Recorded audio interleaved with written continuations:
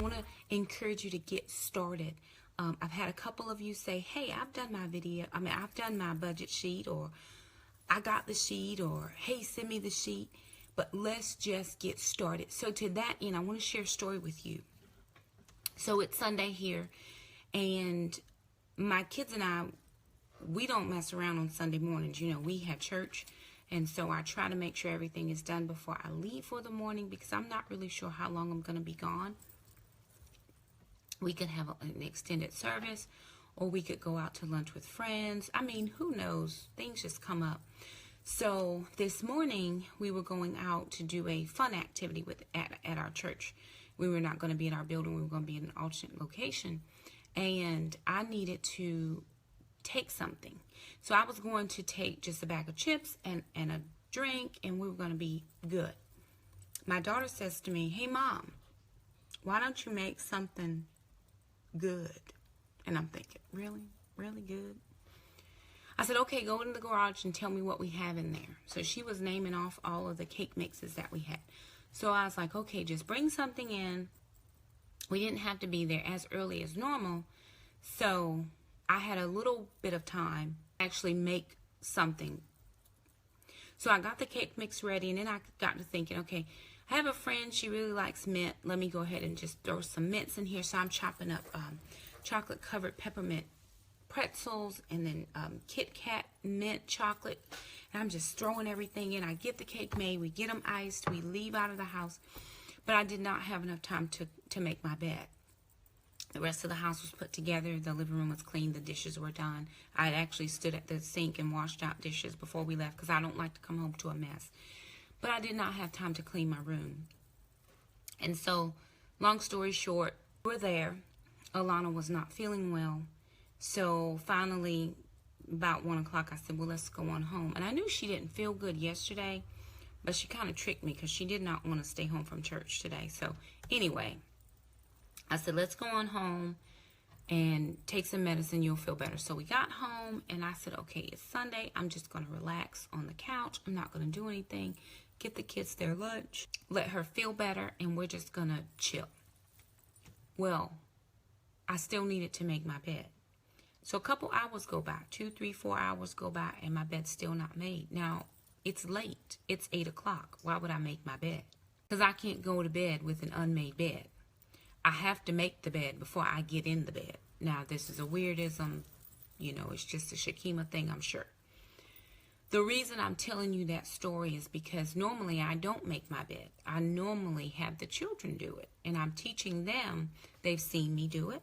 They know how to put on the fitted sheet and the flat sheet.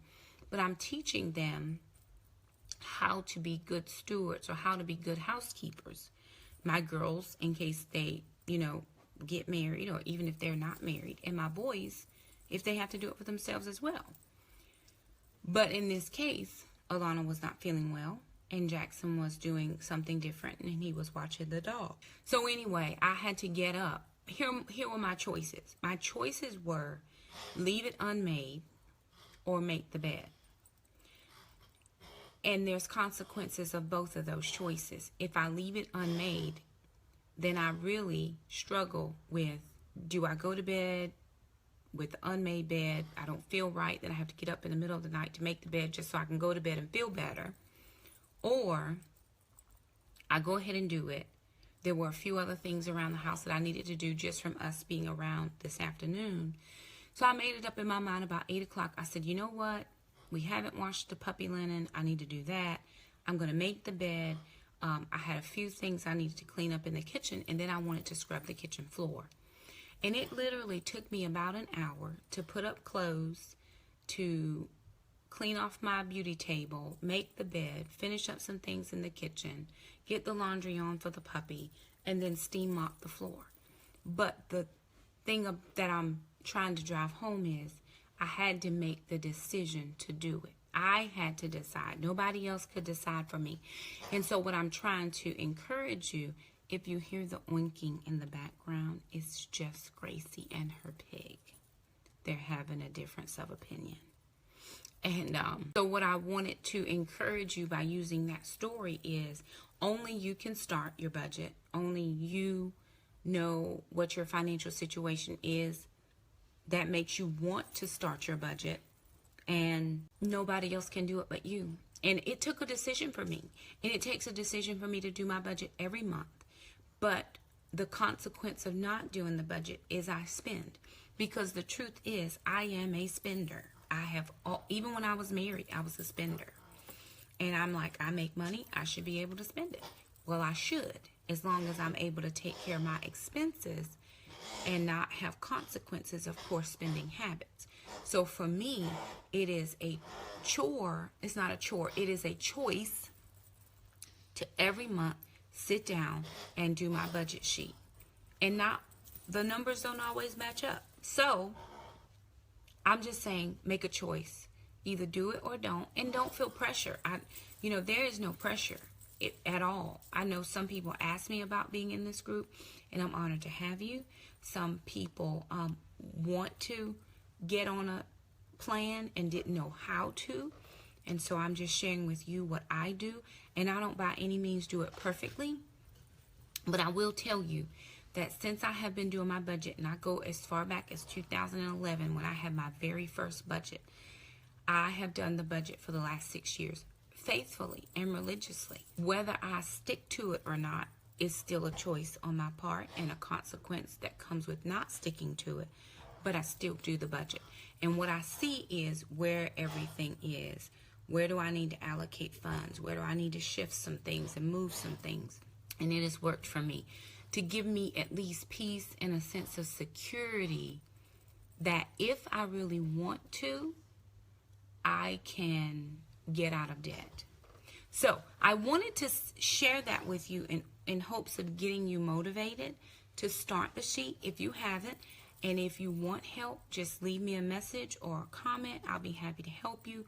I can FaceTime with you, Skype. We can message back and forth. However it works, we can talk on the phone. Whatever you need, I'm here to help you. I wanted to review with you the video that I posted into the group, I think it was last week, from His and Her Money, that talked about the 11 ways to build your emergency fund. Dave Ramsey says that the first baby steps, there are 7 baby steps. The first baby step is to build your emergency fund of $1,000. Now, most people ask me, Shakema, how do you build your emergency fund? Here's me being very transparent and very for real. If I get tax money back, that becomes my emergency fund, because I don't always have a lot in my budget to pull from to stick money in there. But they gave us 11 ways that we could build up that fund. So the first thing they talked about was to sell something. Have a garage sale. I was at a friend's yesterday. I have a friend. Her grandmother passed away. And so she had put out in one of the buy-sell trade groups here on Facebook that they were having a yard sale. And she said, hey, I'll post the address early in the morning. And so I had not intended to go over there when I was leaving the house. I had not intended to leave the house at all yesterday. But I told Jackson we needed to get a few little groceries to fill in so I don't have to shop this week. And I thought, hey, why not head over there just to support her and her family. Her husband and her parents were there. And I went over, and I'm telling you, they had stuff everywhere. There was stuff laid out on tables. There were tarps. You could shop inside. You could shop outside. And they just had a ton of stuff that they were not going to use. My friend and her husband and then her parents both have their own homes already set and established. But they were just trying to build a little income before they sold the house. They didn't want to have to deal with all the stuff that was left over before they sold the house. So one of the quickest ways to gain some money is to do a garage sale. What do you have? Your trash is another man's treasure. Just ask me how I know. I'm a Goodwill, Thrift Hall, Salvation Army chick. I can DIY and upscale and all of that. And it works for me. And speaking of the DIY, I actually went to the Salvation Army. This was probably about 2 years ago. And I found an old file cabinet. It looked like a cedar chest. It just had tall legs on it. I had some paint in the house. I sanded it down. I painted that sucker black, and I probably could have sold it for $100 or more, and I paid $9.99. When you look at the before pictures versus the after pictures, if you've ever been into my house, I'll show you this. I don't know if I can get a good shot, but if you see the red cabinet, Jackson, will you close the cabinet for me? If you see the red cabinet in the background, that cabinet, that cabinet. This is a TV cabinet. This one is a TV cabinet. It has the pull-out doors that close, and it is reminiscent of an armoire. It's not. But when I bought that piece, this piece, it was brown, and I actually got it from the Goodwill. I paid $35 for it. Took it outside on my front porch, sanded it down, ended up doing some kills, and then some cherry red, I think it was called fire engine red paint on it. And that piece, every time somebody sees that piece in my house, they go, where did you get that? Oh my God, that's so beautiful. $35 at the Goodwill that I probably could upcycle. These candlesticks behind me, upcycled. And this is the piece that I was telling you guys about. That was my $9.99 Goodwill find. It used to be brown, and I paid $9.99 for it. This piece here, spray painted, upcycled. So whatever you're good at, that's what Ty says in the video. She says whatever you're good at and have a passion for, sell it. People want it. They really do. If you need, anyway, okay. The second thing they said was get on a budget. Again, the budget sheet is in here. It's linked in the files. May not be linked in the files, but I think it's in the pin post. So if you want the budget sheet, click on it, download. It's just Microsoft Excel. It already has the formulas in it. You're looking to use sheet number 3, and that's just where you're going to put in your budgeted items and then your actual spent. And it will calculate for you how much you are, what is the percentage of your income going to each category. The next thing they talk about was lower your necessary expenses. It takes money to live, but it doesn't. You don't have to have as many expenses as you have. There are probably a couple things I could really get rid of on my budget sheet, but for whatever reason I don't. And I keep things that I probably could do without. I was just thinking about hosting a challenge in this very group where you're going to do a pantry challenge for 30 days. 30 days to cook anything you have in your fridge, your freezer, your pantry, your outside chest freezer, your refrigerator, in your garage, and just save out enough money for your milk, eggs, cheese, butter every week, and do it for 4 weeks, 30 straight days. And whatever you had allocated for your grocery budget, take that money and stick it in a cookie jar, a fund, a safe somewhere, and then at the end of the month, whatever you don't spend, you take that money and you put it towards a bill or something that needs to be paid. Cut your unnecessary bills. I remember when the kids and I were living in a 2-bedroom apartment, and I was paying a sweet deal. I moved in, it was like $565, and I was in that place for 5 years. And when I left at year 5, my rent was at $626. It hadn't even gone up $100 in 5 years. But I needed a 3-bedroom apartment because sister was getting to a point where she was getting older and she didn't need little brother living in her room. So I needed them to be separate. But in order for me to get a 3rd bedroom, I had to come up with $300 more. $300, not $30. And I had been used to $626 for a lot of years. But what I did was cut my cable. We still don't have cable. I have internet, but I don't have cable, so I cut my cable. I cut my gym membership because the building we were moving to had a gym on the facilities. There were 2 or 3 other things that I just said, hey, we're going to do without this because I needed that 3rd bedroom. So there are some things that we can cut simply because it's not necessary. You know, if you're not using your gym membership, don't have it. I'm using mine, and at this stage of my health, I need to keep it. But as soon as I'm comfortable and my body is in a good position, I know how to work out on my own or grab a few friends and we walk or whatever. So for now, I'm keeping that. But if I were not using it like I was not previously, I actually just ended up getting rid of it. Grab a second job. That was number 5. And here's the thing. If you're a stay-at-home mom, I don't know if anybody in this group is a stay-at-home mom. I can't remember. But if you have kids and you know a neighbor who needs somebody to keep their kids 2 or 3 times a week and they okay kind of kids, you already home, you keeping your children, could be some good side money is all I'm saying. I know that a friend of mine was home with her children and I needed child care and she kept my children, and it helped me out to have a friend do it, but it wasn't cheap. And so that was just in addition, you know, that helped out their family. You never know who's going to need help.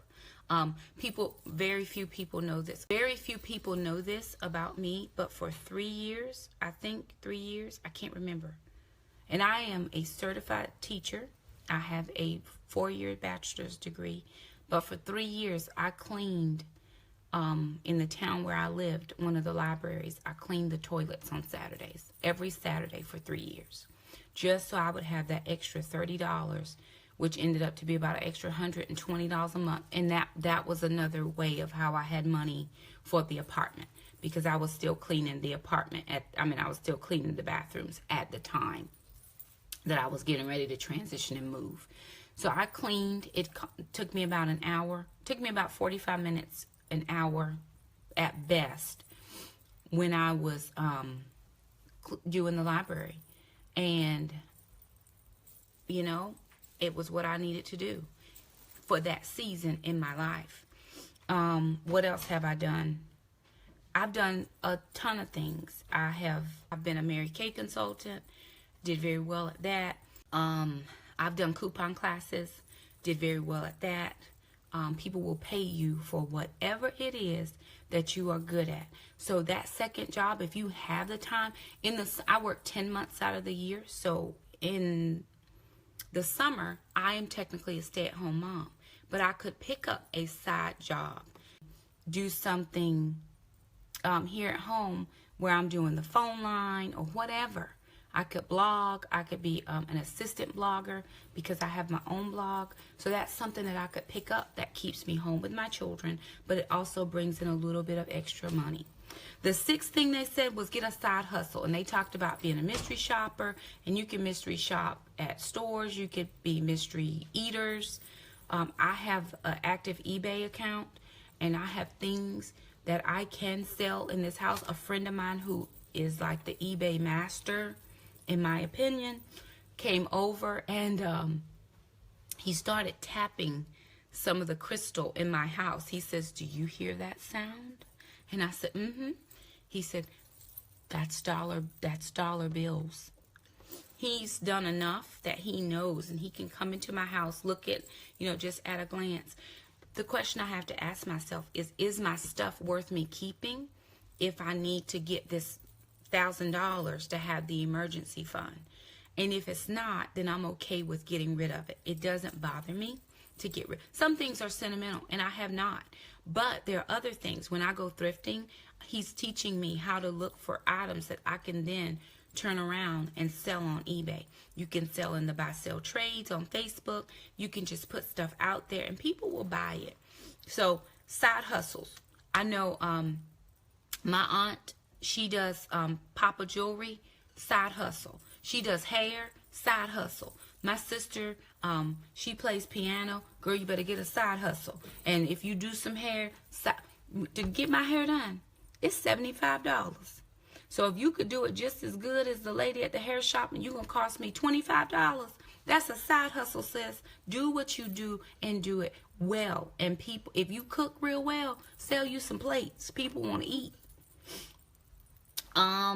7, and this is an area that I need to work on. They said cut the extra splurges. So do I need an extra Goodwill trip this week? Maybe I don't. And if I don't, then I don't go. Because I think about the fact that my emergency fund is more important than what I need to get at the thrift store. So that's just a battle that I have to fight with myself, because sometimes I do thrift more than I probably need to. And then so I have to rein myself in and say, Shakema, you have goals. Now, in truth, I don't have debt because God supernaturally canceled some of it. I've paid some of it. The only thing I have left is a student loan that I'm paying on, and it's about $8,800. And I really want to get that paid and be done so that my kids and I will be debt free. We will not have any debt except our home.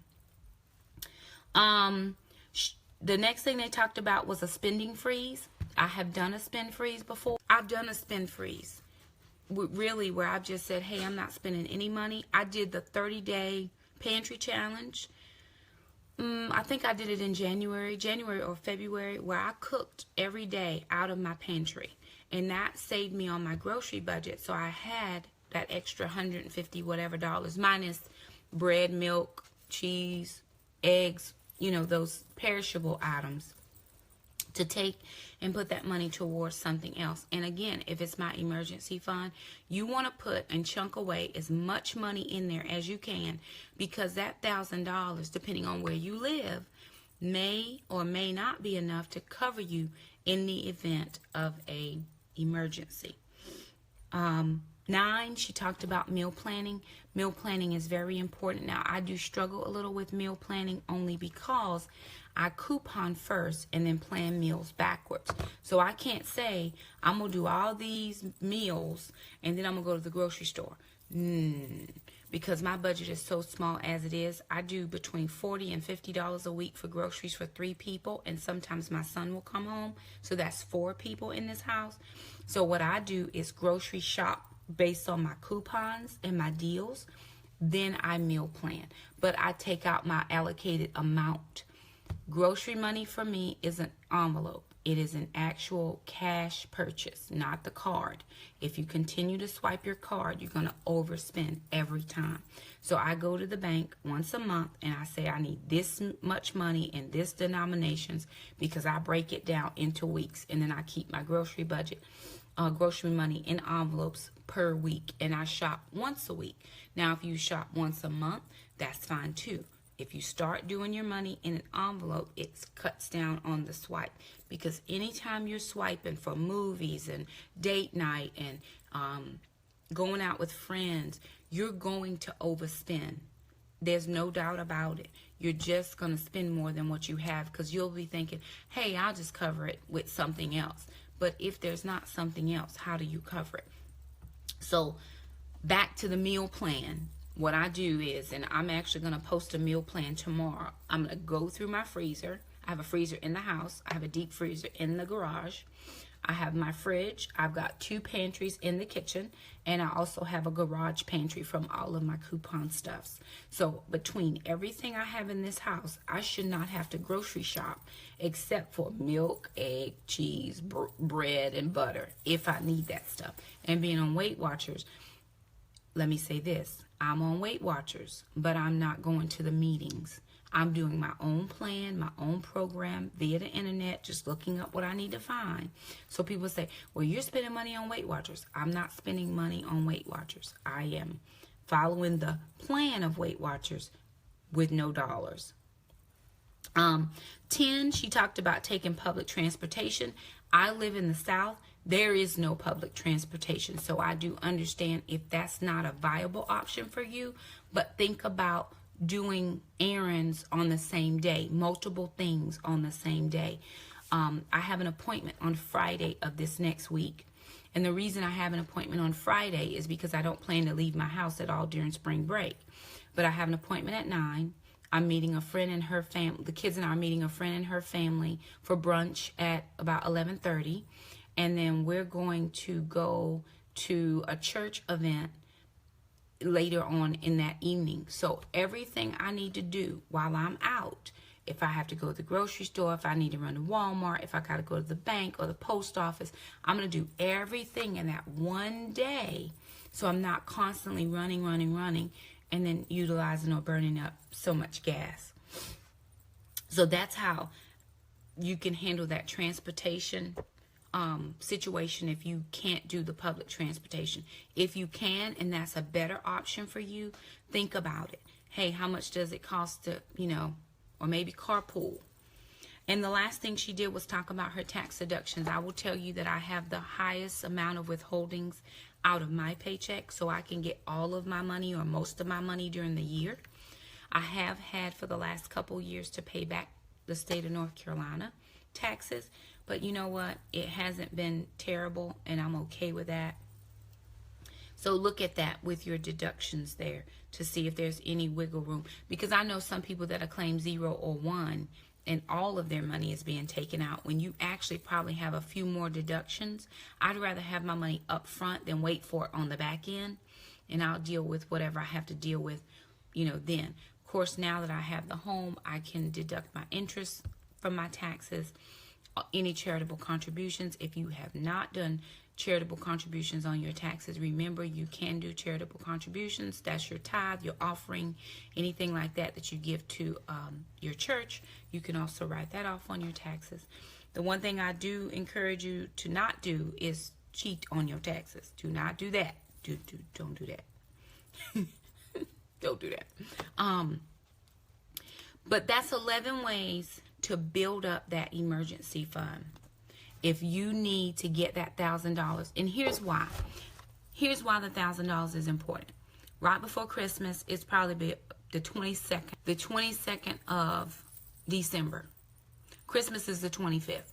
And I don't shop until the 24th because I need to make sure I have money. I just got to make sure my money come in right and I'm good. I took my car to have my oil changed, and the guy said, you have a cracked radiator and you got an oil pan leak, and it's going to be about $700. What? Dude, huh? Maybe it was $500. It was between $600 and $700. What? The 3 days before Christmas? But I got to get my kids their stuff. Why you playing? Don't play games. I was like, well, what can I do? Here I'm negotiating, right? Well, what's more important? What can I get done first? Because I'm going to just do half of this. He's like, well, it's really both important, but I would do this prior to this. But if you can, go ahead. And then I didn't have to even really think hard about it because I had the money in my emergency fund. Did that deplete me? Pretty much. If only 1,000 is in there, sure, that depletes you down to, 300 or 400 left.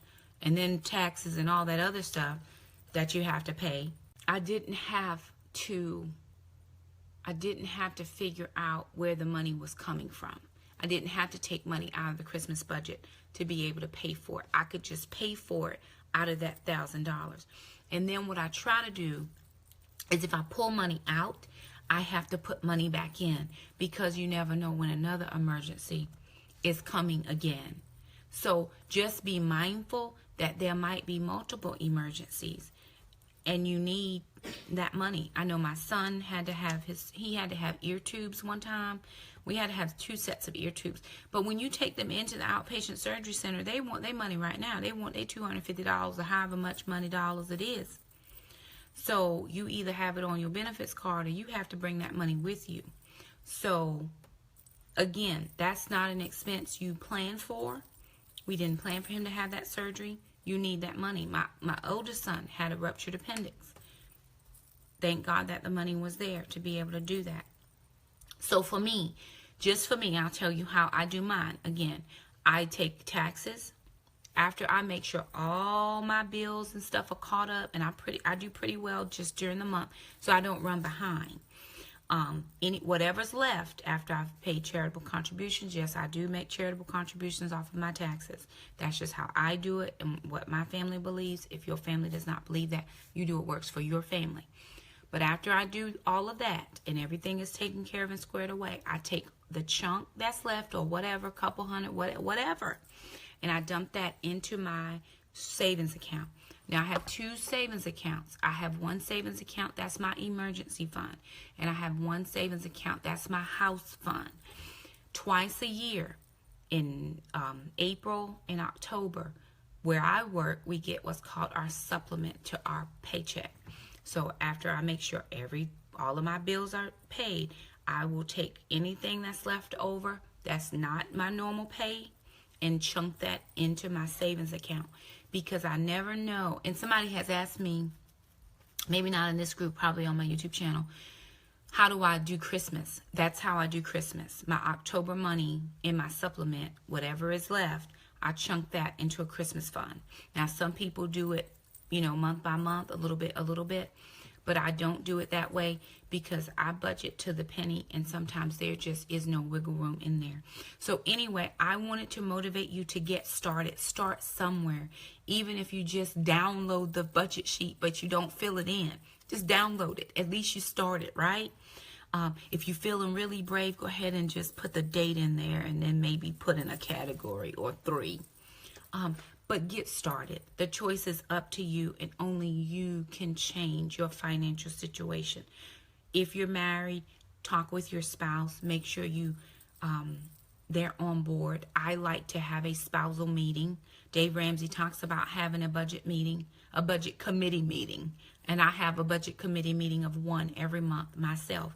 But if you're married and they are willing to be on board with you, like your money is joint, it's not mine versus yours and you do whatever.